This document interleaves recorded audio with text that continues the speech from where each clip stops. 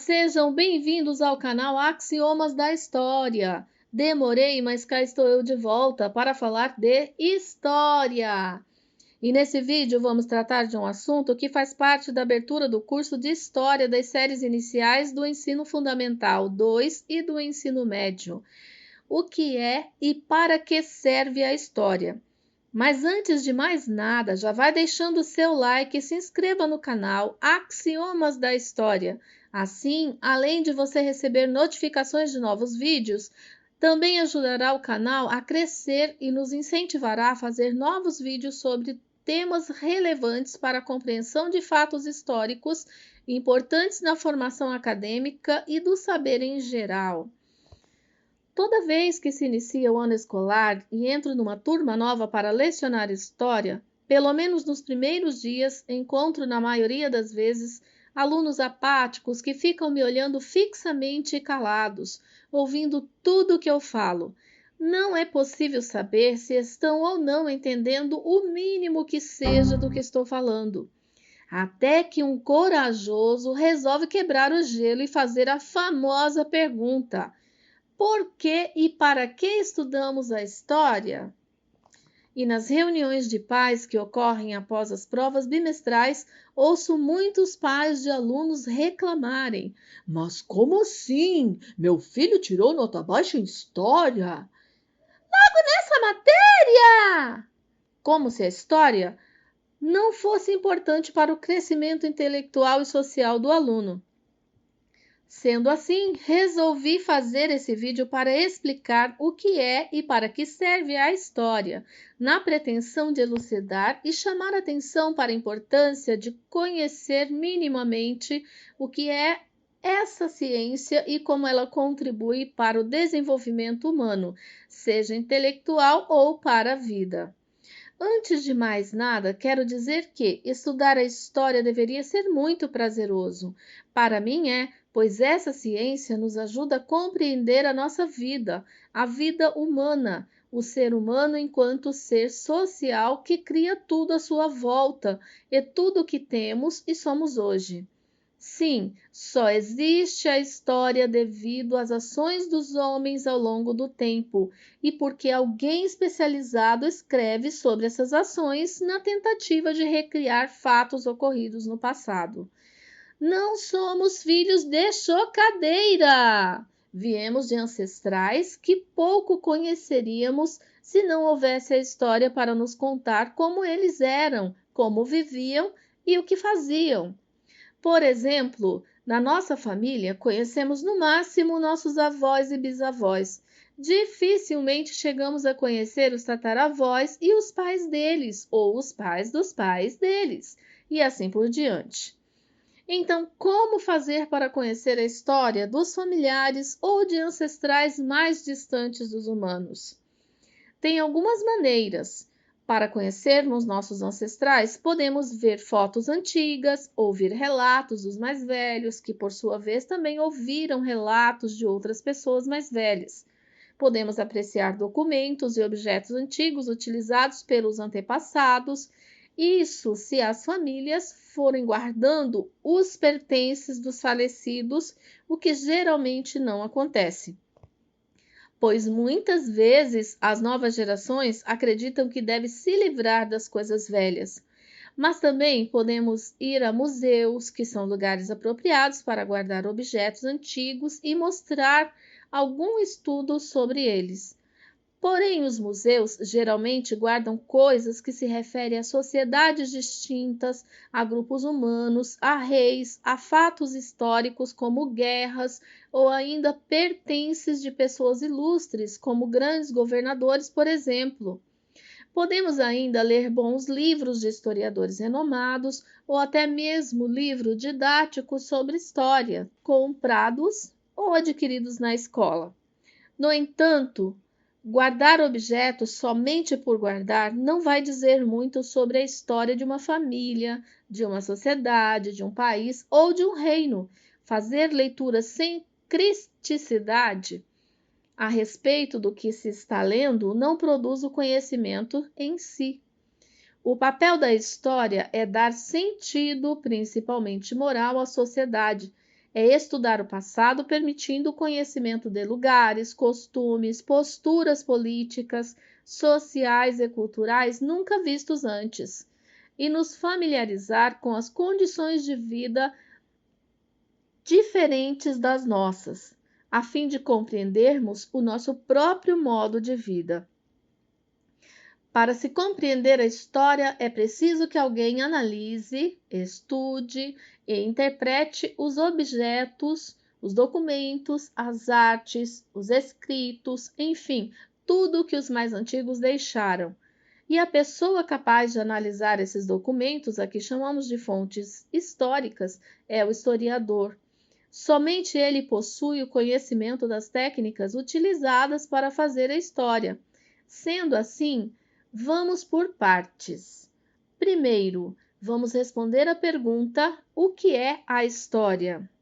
A história é a ciência que estuda as ações dos humanos no tempo, desde o surgimento dos primeiros hominídeos. Segundo o historiador Mark Bloch, a história tem por objeto de estudo o homem e, por isso, ela é a ciência que estuda os homens no tempo, ou seja, é uma ciência dos homens no tempo. Mas alto lá, a história não é uma ciência como a matemática, a física ou a química, ou seja, ela não é uma ciência exata com cálculos previsíveis ou fórmulas. A grosso modo, a história é uma ciência inexata que depende do olhar que o historiador dá ao seu objeto de estudo e à interpretação das fontes. De acordo com o historiador Jacques Le Goff, a palavra história pode ter vários significados, mas iremos nos ater à origem grega dessa palavra, que significa investigar, procurar. Assim sendo, o objetivo de quem escreve a história é a investigação de um determinado fato ocorrido no passado. A história é uma ciência que precisa da interpretação dos documentos, ou seja, das fontes, vestígios deixados pelos humanos ao longo do tempo e do espaço, para contar como os fatos ocorreram. E é aí que entra o historiador.